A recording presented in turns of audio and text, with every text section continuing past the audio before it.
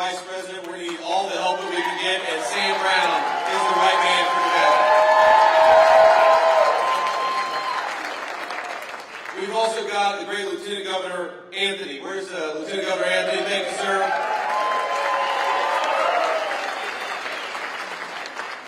And we got a guy who's doing a very good job, the state GOP chairman, Michael McDonald. Where's Michael at? Thank you, Michael, for your hard work.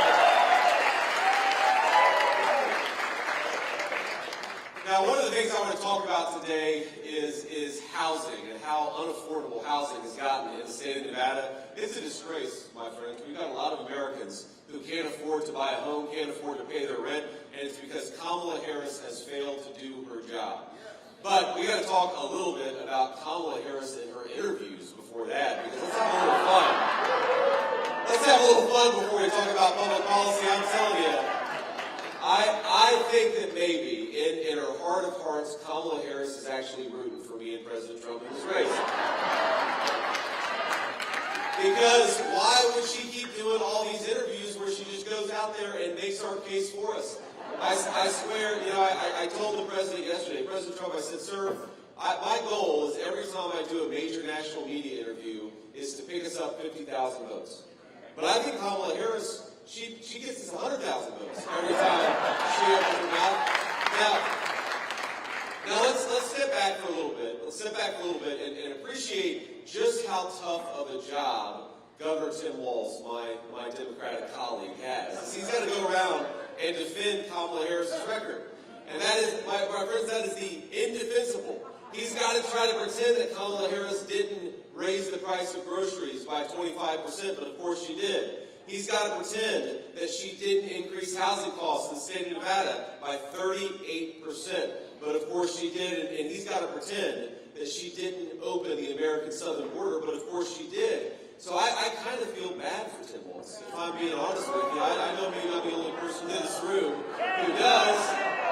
But the thing about it, I've got the easiest job in American politics. I've got to remind people that Donald Trump delivered the fastest rising take-home pay in 40 years in the United States of America. I've got to remind people that when Donald Trump was president, inflation was 1.5%, the lowest it's been in a generation in the United States of America. And I've got to remind people that Donald Trump built the wall and secured the American southern border, and that's a very good record for him.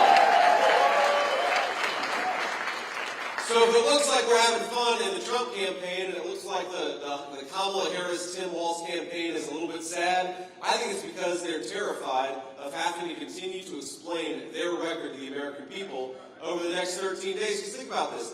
Kamala has been running, if you just watch the Kamala rally, and you hear her say, well, on day one, we're going to tackle the affordability crisis affecting American families. Yeah, on day one, she'll say, we're going to tackle border security, and anybody with a lick of common sense is saying, Kamala, day one was 1,400 days ago. What the hell have you been doing the whole time? Stop talking about doing your job and go do your job.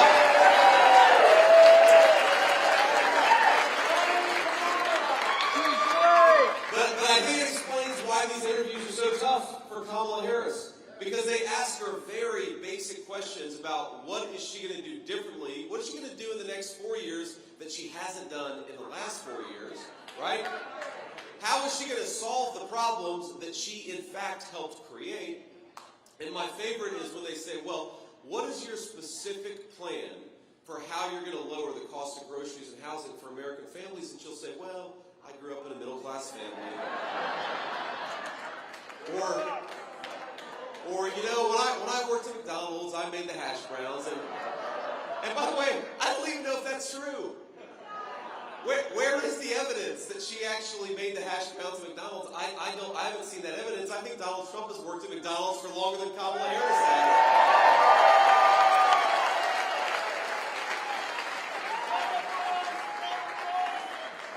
But come on, let's get serious a little bit because yeah, we're having some fun. And well, okay, we'll get serious in a second. I want to say one more thing. So I saw, it was either yesterday or the day before, we were on the airplane coming to Nevada, and I saw this clip of Kamala Harris at some event. And you know the big first month of their campaign was that they were the joyful campaign. And my friends, the joy is gone. The joy is gone from the Kamala Harris campaign. I was watching her, and she was kind of scolding people. She was scolding people for thinking that Donald Trump is funny. But she really was. She was like, how can you dare have a sense of humor about American politics? It's one of the things I love about my running mate is he does have a sense of humor. You can fix the country, but have a good time while you're going around and campaigning across the United States, right?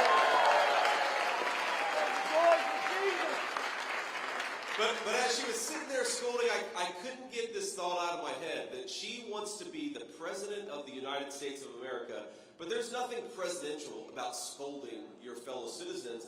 And it kind of hit me that what she was acting like was a vice principal who had just called you into the office because you were having too much fun at school.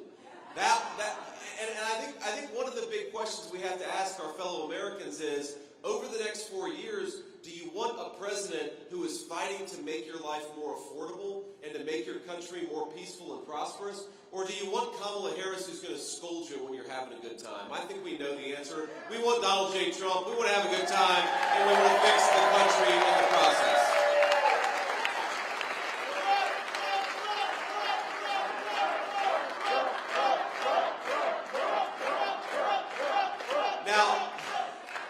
Now, I want to talk about an issue that is particularly important to Nevadans, and look, this is a huge thing I care about. I'm the first millennial on a major party presidential, vice presidential ticket. I'm 40 years old. Now, I used to go around and complain because I turned 40 a couple months ago, and I used to complain about turning 40, and then somebody would come up to me and say, I just turned 70, so shut the hell up about how you're mad about your age. So I stopped talking about that. But here's the crazy thing is my generation, I'm speaking particularly to folks in my generation and a little bit younger, Donald Trump and I, if you work hard and play by the rules, we're going to fight for your ability to afford the American dream of homeownership. You ought to be able to own a home if you work hard and play by the rules in this country. You ought to be able to afford a decent place to live.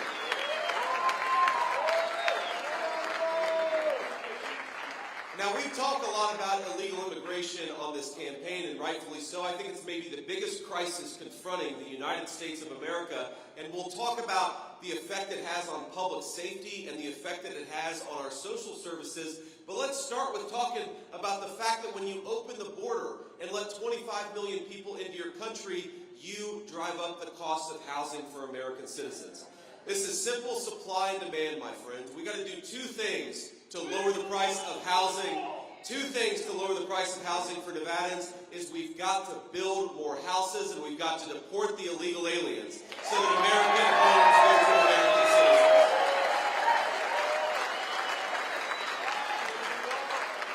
Now, our friends in the media don't like to do this. They like to talk about building more homes, and by the way, we're going to build millions of new homes when Donald Trump is president. Here's how we're going to do it. First of all, we're going to drill, baby, drill, lower energy costs, and that's going to make it easier to build homes.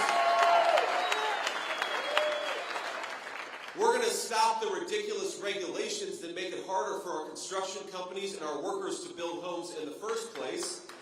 And the third thing we're going to do, especially in Nevada, is we have got so many acres of federal land that are being totally unused, but we could build houses on that federal land and make it more affordable for American citizens to afford a good life. That's what we can do. And by the way, you can open up some of those lands while still protecting and preserving our beautiful natural parks. Kamala Harris wants to say that you can't do both of these things at the same time. You all know there's a lot of federal land out there that isn't being used for anything, but it could be used for American homes, for American citizens. So let's change that.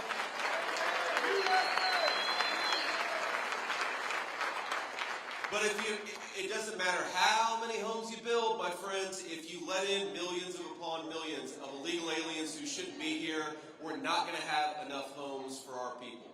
Nevada has a shortage of about 70,000 affordable housing units. Think about that. That's 78,000 American families who should be able to get into a nice home but can't because of Kamala Harris's policies. And here's the thing. when you bring in 25 million illegal aliens, and I think that's about the number that we have in this country, and you gotta put them somewhere. And oftentimes we're putting them up in first-class hotels at the expense of the American taxpayer. Donald Trump and I have a different approach. American homes for American citizens, and that is how we rebuild the American dream of home ownership in this country. Now, we talk about illegal immigration, and I do think that it is the biggest driver of the unaffordability of housing, too, but there's something else about illegal immigration that we've got to talk about, and it's the effect on public safety. Because, you know, I'll tell you a little story. I was in Valdosta, Georgia. This is probably 6 weeks ago. And Valdosta, if you've seen it in the news, it was hit pretty hard by Hurricane Helene. So spare time to say a prayer for folks who were affected by that storm. There's still a lot of people who are recovering and rebuilding. But I was there before the hurricane, and they took me into the interdiction room, which is where they've got all the marijuana, the fentanyl, everything that they've actually gotten from the Mexican drug cartels. And they showed me a box of candy, and I said, "What's that doing there?" And they said, "Oh, that's actually illegal drugs." And I said, "Wait a second, that looks like Sour Patch, Nerds candy, like what is that doing there?" And they said that the cartels have figured out that if they disguise drugs as candy, it makes it easier to import into our country. And of course, all of us know what's going to happen.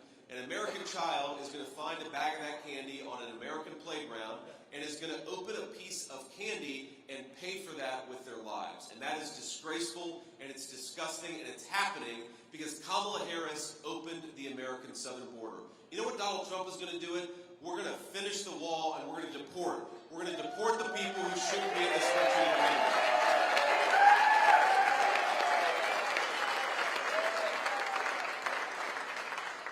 Right now, thanks to Border Czar Kamala Harris's open border, right now there are 425,000 criminal illegal aliens in the United States of America. That's more than any Marines out there. Double the size of the United States Marine Corps. That's crazy. And that's not happened through some act of God. That's happened because our own government isn't doing the job of protecting American citizens. We've got thousands upon thousands of kids who are the children of illegal immigrants who are in our public schools in Nevada. And of course, what happens when you've got teachers who've got to focus on kids who don't even speak English, that means that Nevadan children are getting the short end of the stick and are not getting the education that they deserve. And of course, we know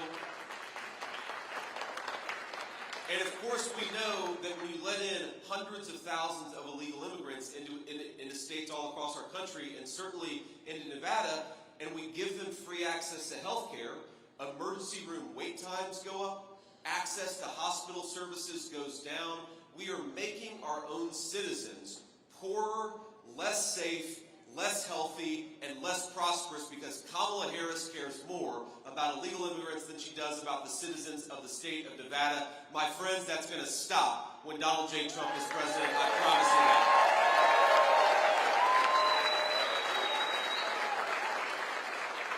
And for what it's worth, I don't begrudge people who want to come to the United States of America. They got to go through the proper channels. I don't blame any child whose parent brought them into this country illegally. I blame Kamala Harris for opening up the American southern border. We got to kick her out of there and get a president who believes in border security back in the White House.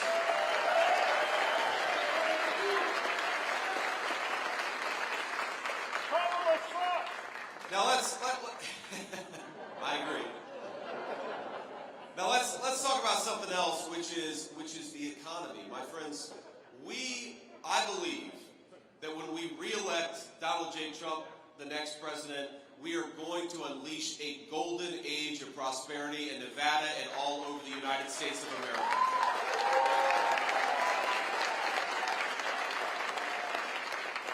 And it's worth in some ways comparing and contrasting the economic record of Kamala Harris with the economic record of Donald Trump. And also comparing the plans that they have for how we're going to move forward as a country. Kamala Harris is saying that I've never seen this in my life, a politician who is going around the United States of America bragging that she's going to raise taxes, bragging that she wants to let the Trump tax cuts expire, saying to all of you, hey, lot more in taxes. I don't know who does that. It doesn't make it, I mean, normally even the politicians who plan to raise your taxes at least lie to you and tell you they're going to cut them, but not Kamala Harris. Kamala Harris is going around telling you she wants to raise your taxes. And here's what President Trump is going to do. We are going to cut taxes for American families, and we're going to penalize companies that are shipping our jobs overseas. That's what we ought to be doing.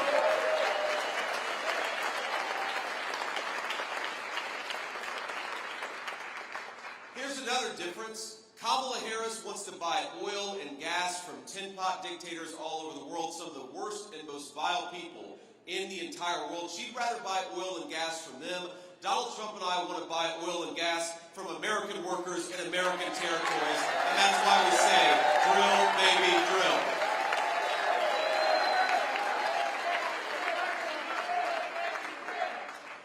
Kamala Harris wants to give Medicare and Social Security to illegal aliens, which, by the way, would bankrupt those programs and throw a generation of our senior citizens into poverty. Donald Trump wants to protect Social Security and Medicare, and it starts with sending illegal aliens back home and not giving them free benefits.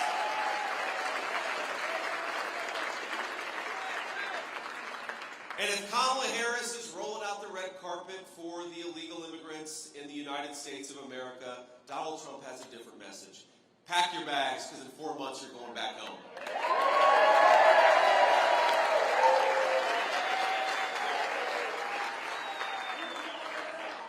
Now, here's the problem with what Kamala Harris has done to this economy. You look at what's going on right now, and it's funny. If you pay attention to her messaging and what she says in these interviews, she can't quite figure out whether she wants to promise to change the policies or if she wants to say that the inflation crisis is over. And sometimes she'll say that. She'll brag about how inflation is much better thanks to her policies. Is inflation better out there for families in Nevada? You know, credit card delinquencies in our country have gone way up. About 10% of credit card balances in the United States of America are delinquent right now. About 8% of car loans are delinquent right now. You have Vice President Harris bragging about how good the economy is, and then you have American citizens who can't afford to pay their bills.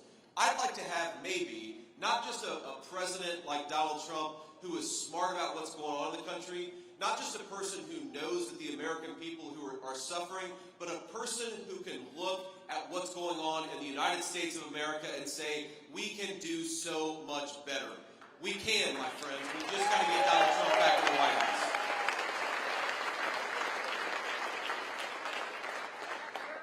So let me say just a couple more things here, and then we'll take a few questions from the reporters, and then we're going to go to Reno from here. So this is a good Nevada day, and we're excited to be here. But here's the thing that we got to remember, is that a lot of our fellow citizens right now, and we're having fun at this event, and we're having fun on the Trump campaign, but a lot of our fellow citizens are hurting right now. And I want to talk to you just about a couple of people that I've met on the campaign trail just in the last few weeks, people whose stories really drove home how much Kamala Harris's policies are failing the United States of America. I met a woman. She's a retiree, and her husband is soon to be a retiree. Both of them are sort of at the end of their working lives. They're raising their grandchildren because the woman's daughter had died of a fentanyl overdose. And that's true of a lot of families, and it's true of my family. My grandmother raised me because my mom struggled with opioid addiction for a big chunk of my early life. Now, this woman told me that for 40 years, she and her husband, in good times and bad, they had this thing that they did, and it was their special thing. They would do steak night on Friday. Every Friday, in tight times, in prosperous times, they would do steak night. And I'm not talking about going to a fancy steakhouse, and we're in Las Vegas. I'm not talking about going to STK. I'm talking about going to the grocery store and buying a nice steak and having that be their thing that they did together. We all know it's these little rituals, right? These are the things that make life worth living. We've all got them in our families, and it's why we work hard. It's why this is the greatest country in the world. But last year, she stopped doing steak night.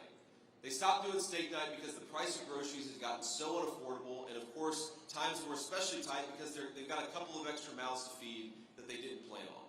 And my friends, we got to do better. In this country, we got to make sure that if you work hard and play by the rules, you spend your entire life working your finger to the bone, you ought to be able to afford steak night on Friday night, and that's what we're fighting for.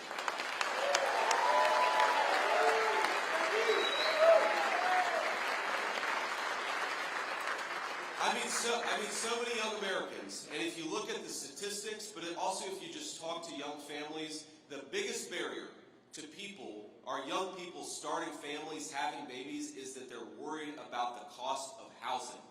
So the more that housing gets more expensive, the more that young Americans are going to decide to either wait or to not have a family altogether. And what a horrible indictment of the policies of Kamala Harris that our young people are choosing not to have families because they're worried about affording a baby under Kamala Harris's economy.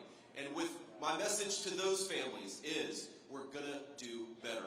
Donald Trump is going to do better. Kamala Harris broke this country's economy, and Donald Trump will fix it.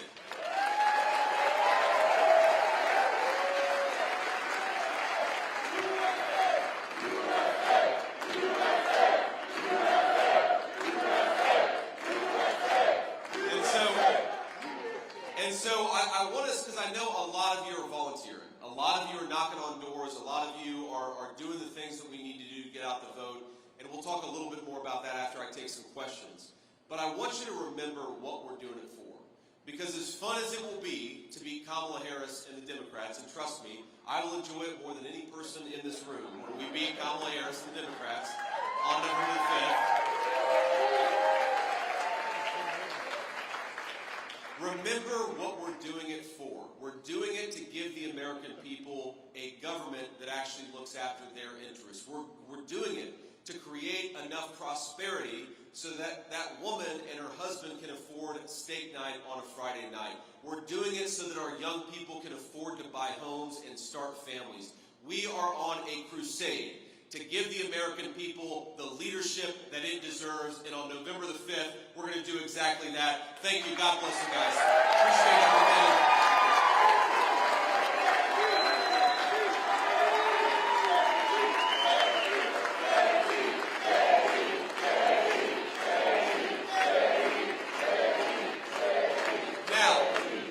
Now, we'll take a few questions from reporters, and then unfortunately, we're going to have to hit the road and go to Reno, but let's start. It's too bright for me to see you, so hopefully somebody back there has a microphone.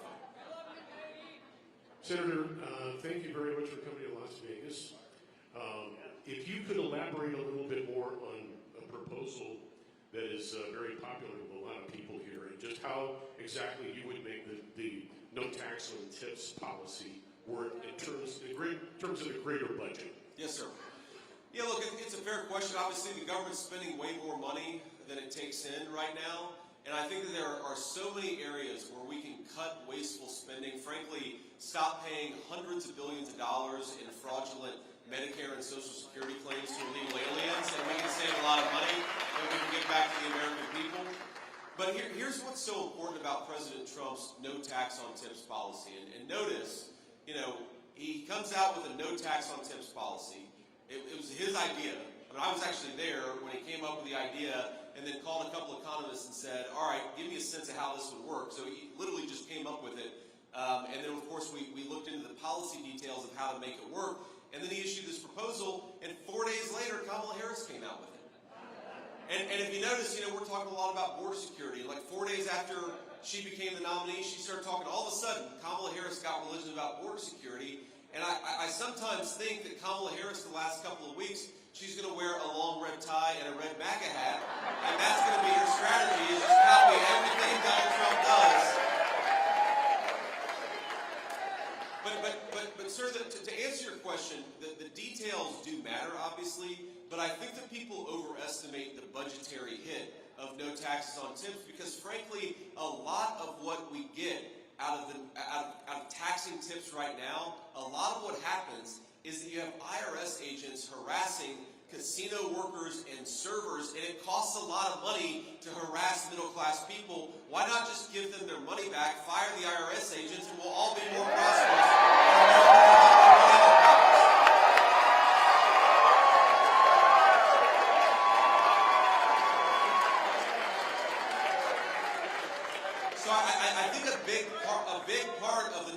taxes on tips policy, it's not just giving people more of their hard-earned money that they can actually spend on their families and spend on their dreams.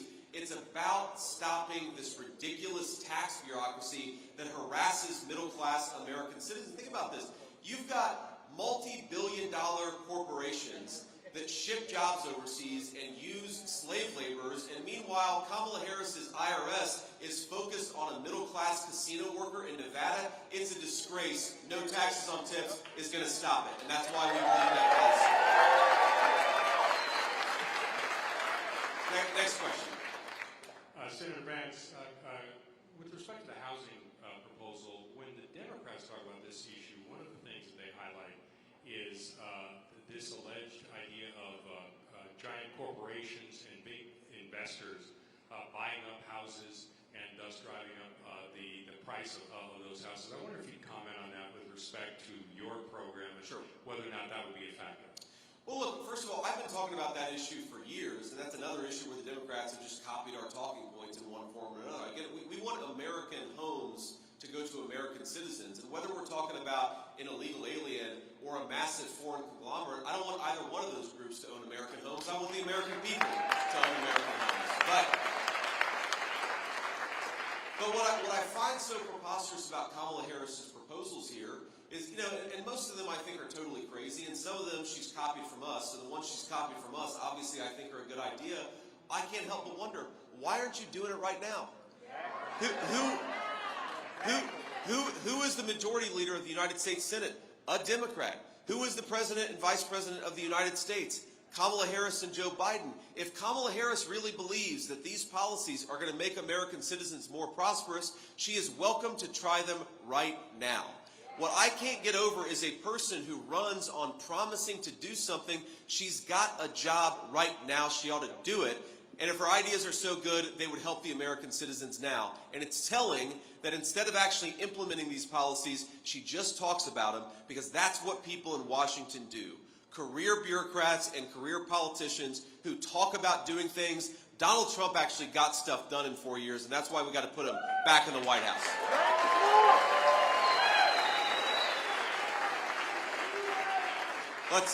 Let's do one more question, and then I want to leave y'all with a final thought about voter turnout.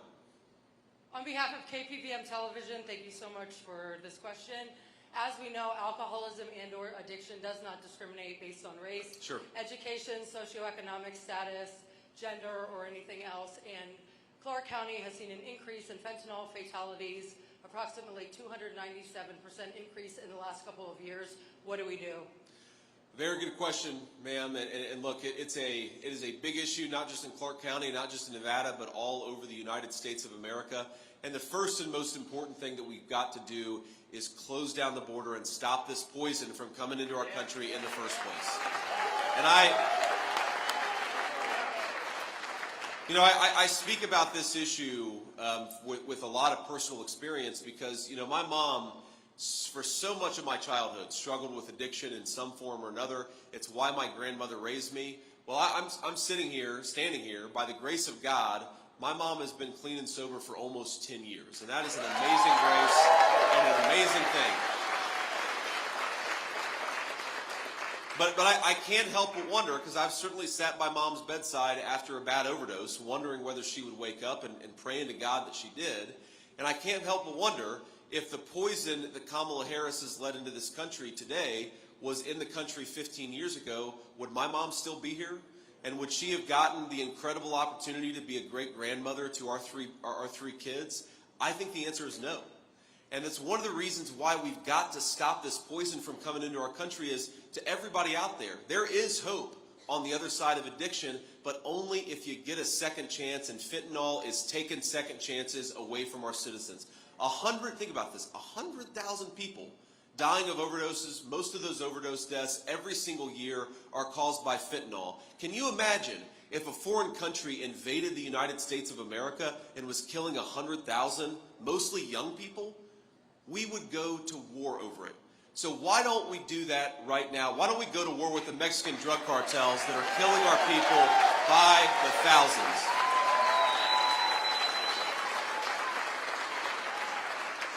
But ma'am, to your point, obviously the immigration part I think is the biggest part of it because that's where so much of the fentanyl comes in. We've also got to help people get into recovery and stay in recovery, and that's an important thing too. And I think pretty much everybody who's ever known somebody who's dealt with addiction will tell you, they get back on the horse and sometimes they fall off, and sometimes they get back on for 10 years. Sometimes they get back on the horse for a month and then they fall off. We have got to give people the opportunity to keep on trying to get better, because I really believe, as a person who's made a lot of mistakes in my life, and I think most of us have, the American dream is not just a dream for people who did everything right all the time. The American dream is a dream of second chances, of fighting and trying again and again and again. So let's fight for second chances for our people.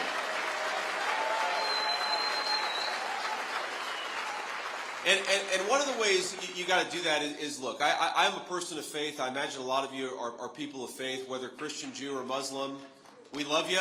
But if you're not a person of faith, you're welcome in this common sense coalition too. But you've got a lot of folks on the ground, especially people of faith, who would love to do detox to help people who are dealing with drug addiction. Or you have church groups that would love to set up small addiction counseling and recovery centers. Right now, the federal government makes it way too hard for people of faith who love their communities to get involved in helping their neighbors. Donald Trump and I want to be friends and allies of anybody that's trying to make their community better, because that's the American way, and I love that about this country.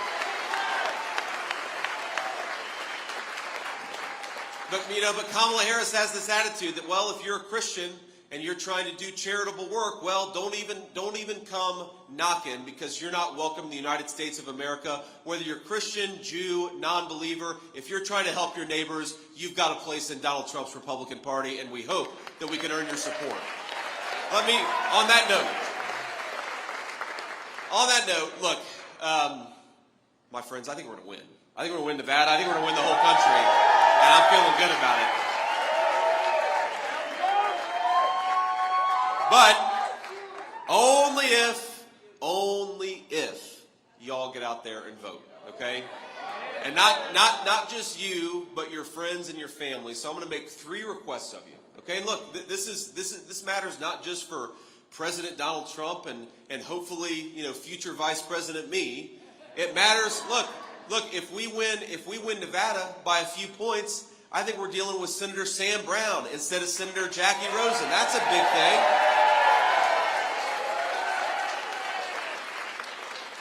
That's got a pretty nice ring to it, right? Sam's really tall. That's the one thing I don't like about Sam, though. I don't want anybody in Washington. I'm 6'2". I don't want anybody taller than me. But look, Sam he's a once in a generation guy. If we don't take this seat this time with that candidate, you guys may have a Democrat in that chair for the next 20 years, right? So here's what I want to ask you for, okay? Number 1, there's a website. I want you to go to it. Write it down if you have to, but I'm going to repeat it. swampthevoteusa.com. That's swampthevoteusa.com. Because as President Trump says, we have got to swamp the vote. I don't want to just win. I want to win by such a big margin that we're going to bed early on Tuesday night. And we know that we've won. We know that we've done what we need to do. Okay? So go to that website. You check your registration. You can check how to get involved in some of our voter turnout efforts. You can know where your polling location is. swampthevoteusa.com. That's number 1. Number 2, I want you to use whatever method of communication, whether it's social media, text messaging, email, call. I want you to commit to talking about what you saw here today, and most importantly, why you are voting for Donald Trump and why you're not voting for Kamala Harris. Because we're never going to have Kamala Harris or her allies in the corporate media telling the truth, but we can tell the truth to one another, and that person-to-person power is how we're going to win the 2024 election. Again, not just for President Trump, but for folks like Sam Brown. So talk to people. Get out there and talk to people about why you're voting for Trump. Now here's the third thing that I want you to do. I want you to get out there and I want you to vote 10 times.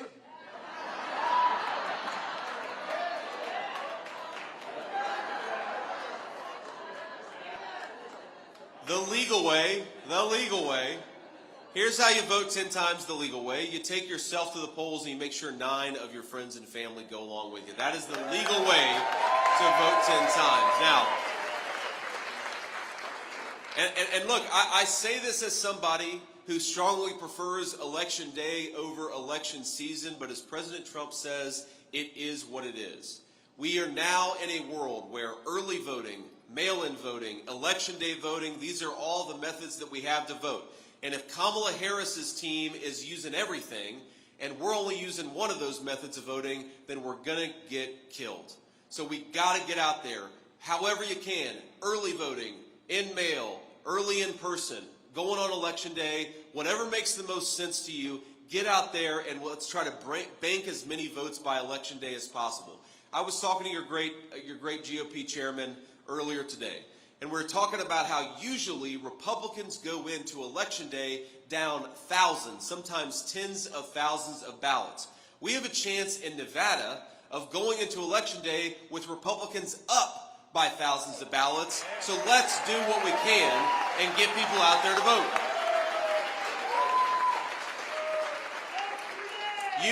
You don't have to love everything about our election system. I don't, but we've got to play the game by the rules that have been given to us. And if we do that, my friends, we're going to win. Take your friends and family out there to vote. Remember, the country is depending on us. The country is depending on you to give the United States the leadership it deserves. God bless you. We're going to do it in 13 days. Thank you all for having me.